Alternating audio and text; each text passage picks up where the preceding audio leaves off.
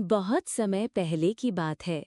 गुरु नानक देव जी अपने प्रिय सेवक भाई मर्दाना के साथ संसार को सच्चाई, प्रेम और ईश्वर के नाम का संदेश देने के लिए यात्राएं कर रहे थे।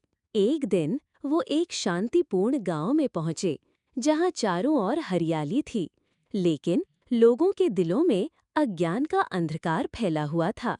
गुरुजी गांव के बाहर एक पुराने पीपल के पेड़ के नीचे रुके।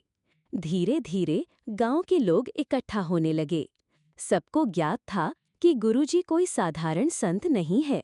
उनके शब्द सीधे आत्मा को छू लेते थे। मर्दाना रबाब बजाने लगे और गुरुजी ने कीर्तन आरंभ किया। एक ओंकार सतनाम। गुरुजी की वाणी से वातावरण गूंज उठा।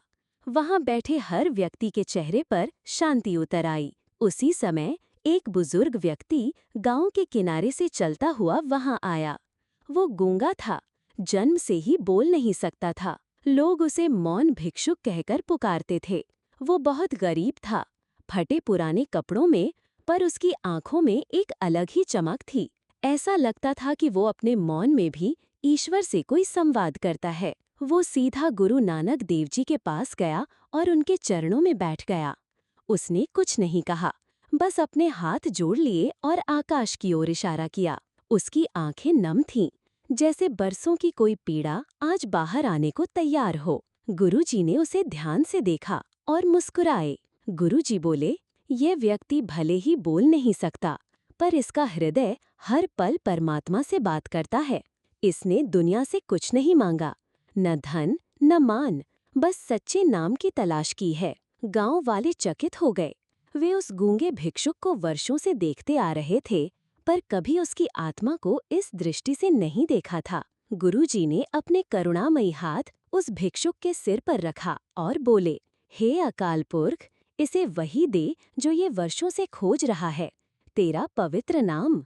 और तभी जैसे कोई चमत्कार हुआ। वो व्यक्ति जो जीवन भर एक शब्द नहीं बोल पाया था, अचानक जोर से बोला, "वाहे गुरु!"